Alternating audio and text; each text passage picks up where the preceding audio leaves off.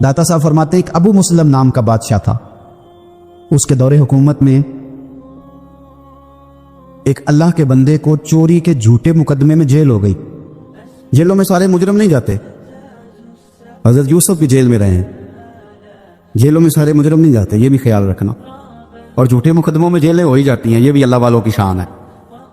Jail ہو گئی اور چوری کے جھوٹے مقدمے میں ہو گئی۔ ابو مسلم بادشاہ رات کو سویا ہوا تھا، توجہ ہے نا میرے دوستوں، وہ کہتا ہے میں رات کو سویا تھا، میرے بخت دیکھو مجھے خواب میں مدینے والے محبوب کی زیارت نصیب ہوئی، خواب میری وچ آیا ماہی تے میں اودے گل وچ پا لئیاں پاواں۔ آپ یقین کریں دنیا بڑا کچھ کہتی ہے، پر میاں صاحب میں پتہ نہیں یہ بات کہاں بیٹھتی کی سی، کہ کیا رنگ تھا جی، کیا انداز تھا، اس کا درد کیا تھا۔ چر ہویا نا مینوں ترلے لیندیاں، تو کدی موڑ میرے ول واگاں، تے خواب میری وچ ایک وار دیاں میں ساری عمر نہ جاگا۔ میاں صاحب کہتے ہیں خواب میری وچ آیا ماہی تے میں نہ اودے گل وچ پا لیاں باواں، پھر ڈر دی ماری اکھ بھی نہ کھولا، یعنی پتہ چل گیا یہ خواب ہے، لیکن میں ڈر دی ماری اکھ بھی نہ کھولا، کتے پھر وچھڑ نہ جاواں، کہ آئی رات وصال دے والی تے ربا رات مکن نہ دیوی۔ کہتے مجھے نبی کریم کی زیارت ہوئی۔ بادشاہ کہتا ہے ایک درویش کو، اللہ والے کو چوری کے جھوٹے مقدمے میں قید کیا گیا تو حضور کی زیارت ہوئی، تو سرکار میری خواب میں آ کے فرمانے لگے اس بیچارے اللہ کے دوست کو قید کر دیا۔ حضور یعنی خود نبی پاک، سرکار نے کہا اسے چھوڑو جا کے، تو بادشاہ اتنی تیزی سے دوڑا کہ پیروں میں جوتا کوئی نہیں، سر پہ کپڑا کوئی نہیں، جا کے جیل کا دروازہ کھولا، اس اللہ والے کو رہا کیا۔ جب وہ جانے لگے نا تو بادشاہ تو ہوتے ہی ہے نا، پھر یہ جیل سے بات تو نہیں نہ جاتی کہ میں بادشاہ ہوں۔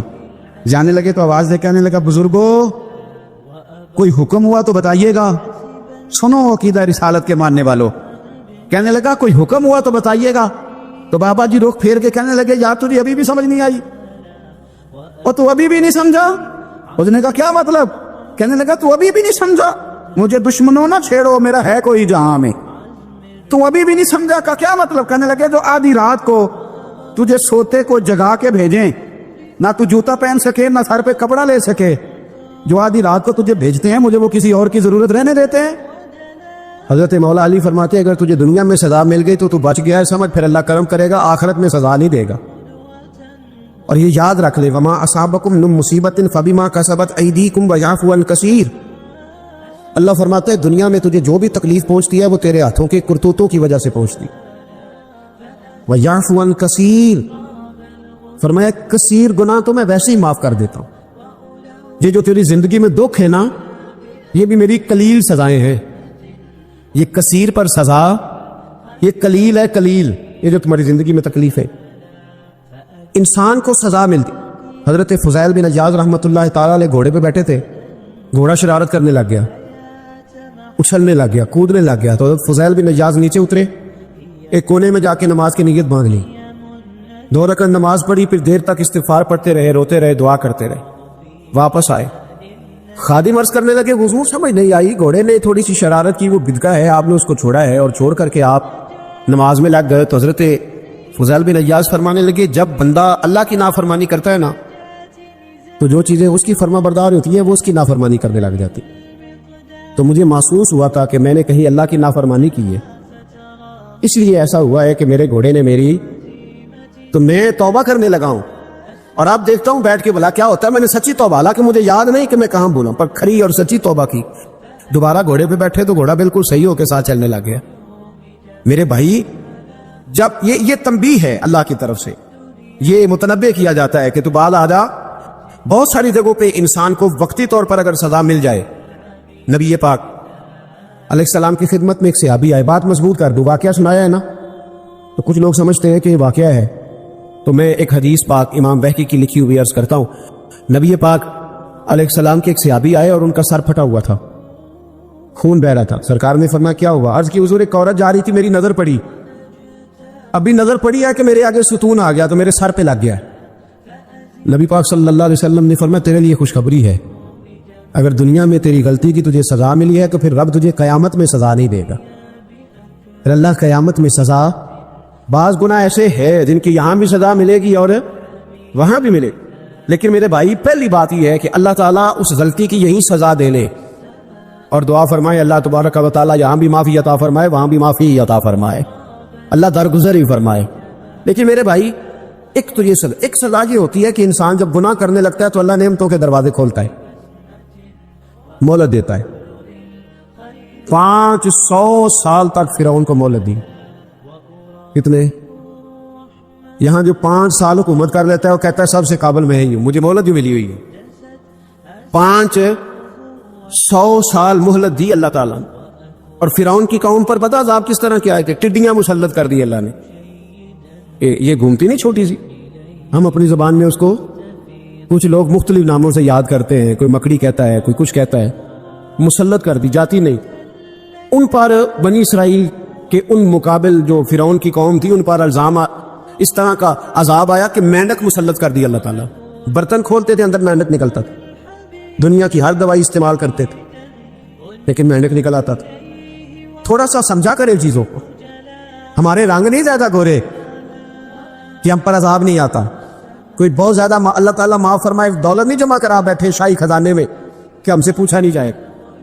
یہ مہلت ہے، مہلت کو مہلت سمجھو، اور جب پکڑ آتی ہے نا اللہ کریم کی، میں نے دیکھا 1 کروڑوں روپیہ 6 اولادیں، ایک شخص کے بچے باہر سے آ رہے تھے، وہ بندہ بیمار تھا، مجھے کہنے لگا حضرت جی دعا کریں میں ان کے آنے سے پہلے پہلے مر جاؤں ورنہ آ کے مجھے مار دیں گے، دعا کریں۔ اتنی بے سکونی، کروڑوں روپیہ پڑا تو یہ عذاب نہیں؟ کوئی ضروری ہے کہ پتھر ہی برسیں گے تو سمجھ آئے گی؟ یہ جو سگا بیٹا بوڑھے باپ کے قریب سے گزر جاتا ہے سلام نہیں لیتا تو اس کو عذاب نہیں سمجھتے؟ یہ جو امت کی بیٹیاں، امت کی بچیاں، ہماری بچیاں ایک سال کے اندر 75 ہزار بچی ایک ڈویژن سے بھاگ کے شادی کر رہی ہے، اور ایک صوبے سے، تو اس کو آپ اللہ کا عذاب نہیں سمجھتے؟ یہ معمولی بات ہے؟ نہیں ہمارے رنگ ہو رہے ہیں، ہم بڑے سمارٹ ہیں۔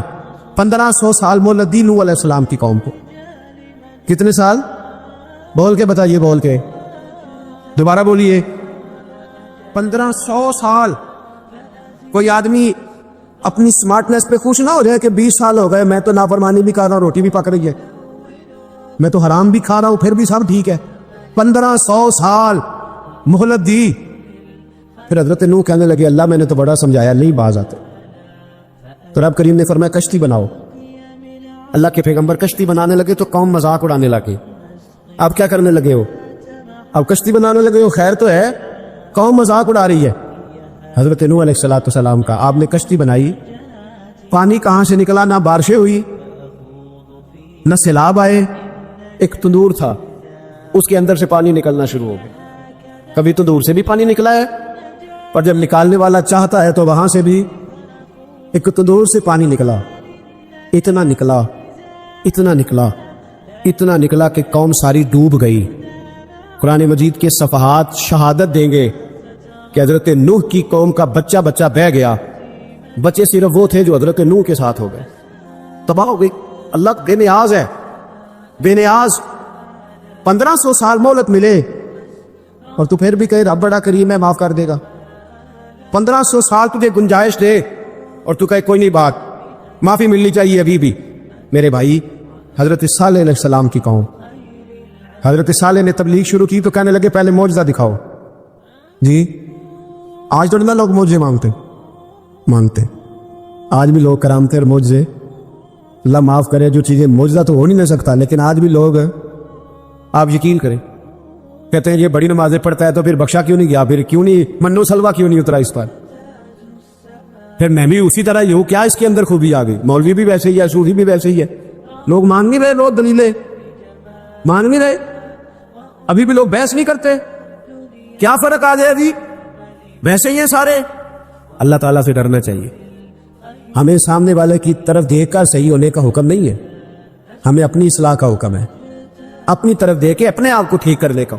الزام لگا کے گزر جانا اس کا کوئی مطلب؟ سنو اور یاد رکھو، حضرت صالح علیہ السلام سے کہنے لگے پہلے معجزہ دکھائیں، تو حضرت صالح علیہ السلام نے فرمایا اونٹ کہاں سے پیدا ہوتے ہیں؟ کہاں؟ اونٹنی کے بطن سے۔ فرمایا آؤ میں تمہیں پہاڑ کے اندر سے اونٹنی پیدا کر کے دکھاتا ہوں۔ کہاں سے؟ پہاڑ کے اندر سے حضرت نوح ساتھ لے کے گئے تو پہاڑ کے اندر سے اونٹنی نکلی، اور اونٹنی بھی گابن تھی، اس کے پیٹ میں بچہ، اور اونٹنی اتنا دودھ دیتی تھی کہ ساری بستی دودھ پی جاتی تھی، پھر بھی دودھ بچ جایا کرتا تھا۔ لیکن حضرت نوح علیہ السلام نے فرمایا تم نے دیکھ تو لیا یہ اسے، یہ جتنا دودھ دے گی روٹی بھی اتنی کھائے گی، ایک دن تم سارے پانی پیو گے، ایک دن یہ سارا پانی پیا کرے گی، ایک دن تم سارے باقی جانوروں کو گھاس کھلاؤ گے، ایک دن یہ اونٹنی، اور اونٹنی کا نام کیا؟ ناقۃ اللہ، اللہ کی اونٹنی۔ کس کی اونٹنی؟ نام کیا ہے؟ اللہ کی، یہ اللہ کی اونٹنی ہے۔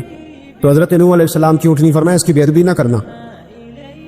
باز نہیں آئے لوگ، باز نہیں آئے، کہنے لگا جی دودھ دینا تو ٹھیک ہے، پر یہ جو سارا پانی پی جاتی ہے نا یہ صحیح نہیں، یہ جو ساری گھاس کھا جاتی ہے یہ نہیں ٹھیک، دودھ دینا تو ٹھیک ہے پر یہ نہیں صحیح۔ آپ نے فرمایا اسے کچھ نہ کہنا، اللہ کی اونٹنی ہے۔ میں کہا کرتا ہوں ان لوگوں نے ناقۃ اللہ کی بے ادبی کی، حضرت نوح علیہ السلام کی اونٹنی کی ٹانگیں کاٹ دی، صالح علیہ السلام کی۔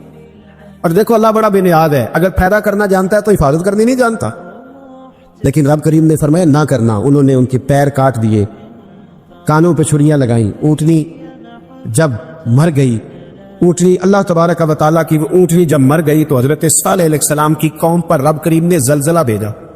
اذا زلزلت الارض زلزالہا، جب زلزلے آئے گے اور جب ان کا زلزلہ آنا ہے، زلزلہ آتا ہے نا، کیا کرتی ہے قوم؟ لا الہ الا اللہ، لا الہ لا الہ الا اللہ، کلمے جاری ہو جاتے ہیں۔ بلکہ ایک دفعہ ایسا بھی ہوا کہ مسجدوں میں اعلان ہونے لگے زلزلہ آ رہا ہے، جو فجر کے لیے نہیں اٹھے زلزلے کے لیے وہ بھی اٹھ گئے، جن کا دعویٰ ہے نا میری سویرے آنکھ نہیں کھلتی، ان کی لگی نہیں کتنے گھنٹے، بعد میں بھی نہیں لگی، ٹی وی پہ اعلان ہوتے رہے کوئی نہیں آ رہا، سو جاؤ چپ کر کے، لیکن آنکھ لگی۔ موت سے تو ڈرتا ہے، اللہ سے ڈرتا ہی نہیں، موت کا خوف ہے رب کا نہیں۔ زلزلہ آیا، ساری قوم تباہ ہو گئی۔ انسان کی بات کا دوسرے پر بڑا اثر ہوتا ہے، لیکن اس کی بات کے ساتھ ساتھ اس کے لہجے کا بھی بڑا اثر ہوتا ہے۔ کھانے کا بھی بڑا اثر ہے، لیکن کھانا آپ کس برتن میں رکھ کے دے رہے ہیں اس کا بھی بڑا اثر ہے۔ آپ نے کھانا کس طرح سجایا ہے، کس جگہ کسی کو بٹھایا ہے، اس کا بھی بہت زیادہ اثر ہے۔ اسلام یہ کہتا ہے کہ آپ کا جو لب و لہجہ ہے وہ ہمیشہ اچھے اخلاق والا ہونا چاہیے۔ لہجے جو ہوتے ہیں نا، لہجے، لب و لہجہ، وہ بڑی تاثیر رکھتا ہے، بڑا اثر رکھتا ہے۔ چھوٹا سا بچہ ہوتا ہے، دودھ پیتا ہے، ابھی نونہال بچہ ہے چھوٹا سا، ابھی اسے پتہ نہیں ہے کہ کون سی بات کا کیا معنی ہے۔ اسی بچے کے آپ نے گال پہ محبت کے ساتھ ہاتھ پھیرا تو وہ ہنس دیتا ہے، لیکن اگر آپ غصے کے ساتھ اس کی گال پہ ہاتھ لگاتے ہیں تو وہ رو دیتا ہے۔ آپ میری بات کو سمجھیں گے، ابھی اس کو لفظوں کے مفاہیم کا نہیں پتا، معنی سے ابھی وہ آگاہ نہیں ہے، معنی نہیں جانتا، پر آپ نے کس لہجے کے ساتھ اس سے پیار کیا یہ اسے پتا ہے۔ یہ جو لہجہ ہوتا ہے نا، لہجہ، اخلاق آپ کا، یہ بڑا اثر کرتا ہے۔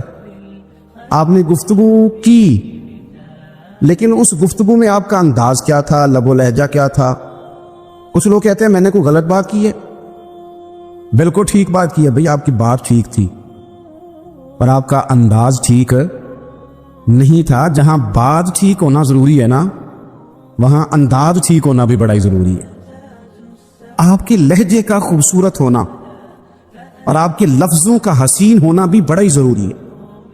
اگر آپ تھوڑا سا معاشرے میں غور کریں تو کچھ لوگ ایسے ہیں جو طبعاً ہی بیچارے دنیا میں آئے ہی شکوہ کرنے کے لیے، ان کے لہجے سے نہ ترش روئی برستی ہے، تلخی ہے۔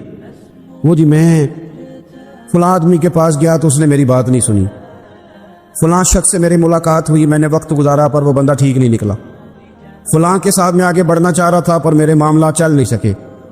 تو بھئی آپ دوسروں کو ناپتے اور تولتے رہے، آپ کو یہ دیکھ لینا چاہیے تھا کہ آپ کا انداز فکر ہی کہیں غلط نہ ہو۔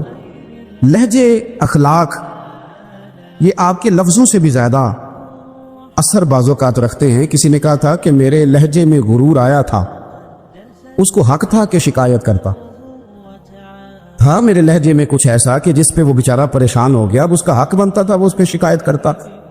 تو میرے عزیز، آپ بات کو یاد رکھیں گے کہ جو اخلاق ہے، آپ کا جو اخلاق ہے، جو آپ کا کردار ہے، وہ اپنی ایک خوبصورتی رکھتا ہے۔ اس لیے میرے نبی پاک صلی اللہ تعالی علیہ وآلہ وسلم نے فرمایا تم میں کامل مومن وہ ہے جس کا اخلاق زیادہ اچھا ہے۔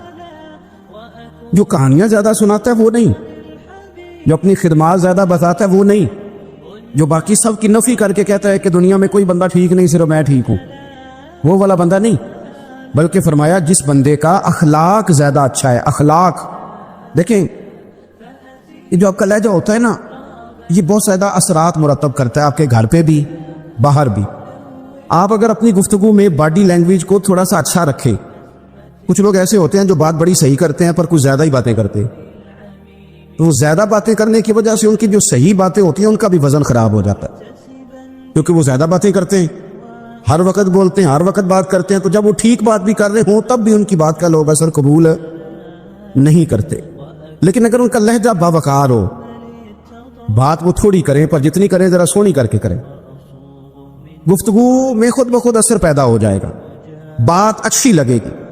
اخلاقی رویے اگر لوگوں کے زیادہ اچھے ہو جائیں، ایک تو مسکرانے کا بل کوئی نہیں آتا، اس کے پیسے کوئی نہیں لگتے، اور یہ بھی شکر ہے ابھی تک اس پر ٹیکس بھی کوئی نہیں، یہ بھی مقام تشکر ہے۔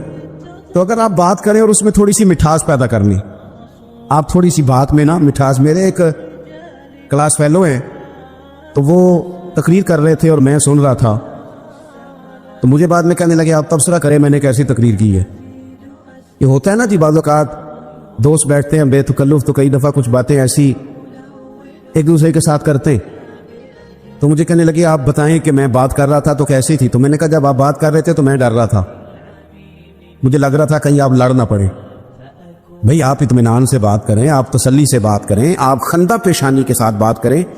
میرے نبی پاک صلی اللہ تعالی علیہ وسلم نے فرمایا، مسلم شریف کی حدیث ہے، حضور فرماتے ہیں نیکی کو کبھی چھوٹا نہیں سمجھنا، نیکی کو حقیر نہیں سمجھنا، کچھ نہ ہو سکے تو اپنے بھائی سے مسکرا کے بات ہی کر لیا کرو، بات کرو تو تمہارے لہجے میں ترش روئی نہ ہو۔ بعض اوقات آپ تلخ بات کرتے ہیں، آپ کا لہجہ تلخ ہوتا ہے تو آپ کی صحیح بات بھی قبول نہیں کی جاتی، لیکن اگر آپ کے لہجے میں مسکراہٹ ہو، آپ کے لہجے کے اندر خوبصورتی ہو، تو آپ کے اپنے بھی آپ کے بیگانے بھی سب کے سب آپ کی بات کو تسلی کے ساتھ سمجھنا وہ گوارا کریں گے۔ اسی طریقے سے ہمارا دل کرتا ہے کہ لوگ ہماری بات سنیں، ہمارے گرویدہ ہوں، ہم جو پیغام دینا چاہتے ہیں وہ پیغام لوگ اچھے طریقے سے قبول کریں، اس پر لوگوں کی توجہ زیادہ ہو، یہ ہمارا شوق ہوتا ہے۔ اور دنیا میں اب تو فیمس ہونے کا شوق بڑا بڑھ گیا ہے، اب بڑا بڑھ گیا ہے۔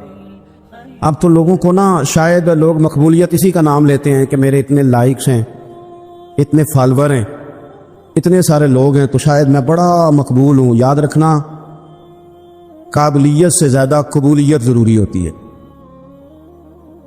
فالور کیا کریں گے اگر رب بھی راضی نہ ہوا تو؟ لائکس کیا کریں گے؟ اگر تو قبول ہو جائے تو پھر چلو کسی لائکس کا بھی فائدہ ہے، کسی فالور کا بھی، اور اگر قبول نہ ہو تو پھر کوئی فائدہ جنوں پریتم اپنا آنکھ ہی نہ، وہ وجہ سہاگن ہو ہی نہیں۔ تو جب وہ قبول کر لے پھر تو بڑی بات ہے، اور اگر قبولیت نہ ہو تو پھر بڑے بڑے مجمع بھی کوئی فائدہ نہیں دیتے۔ ہماری خواہش ہوتی ہے کہ لوگ ہمیں جانیں، لوگ ہمیں پہچانیں، ہمارا بڑا نام ہو، ہمارا بڑا ذکر ہو، ہمارے بڑے تذکرے ہوں۔ تو میرے نبی پاک صلی اللہ تعالیٰ علیہ وسلم نے ارشاد فرمایا، حضرت ابو ہریرہ رضی اللہ تعالیٰ عنہ روایت کرتے ہیں، حضور فرمانے لگے، تم مال کے ذریعے لوگوں کو اپنا گرویدہ نہیں بنا سکتے، پیسے دے کے لوگوں کو پیچھے نہیں لگا سکتے، کتنے کو دو گے؟ لیکن نا پیسوں سے تو بندے کا لالچ شروع ہو جاتا ہے، ایک دفعہ دے، پھر دوسری دفعہ دے، پھر تیسری دفعہ دے، روز دیں گے تو بندہ راضی ہوگا، اور اگر آپ نے 99 دفعہ دیا، ایک دفعہ نہیں دیا تو وہ ناراض ہو جاتا ہے۔ تو کتنا کو لالچ پورا کریں گے؟ تو حبیب پاک علیہ الصلوۃ والسلام فرمانے لگے، تم پیسے دے کے لوگوں کو اپنا گرویدہ نہیں کر سکتے، ہاں خندہ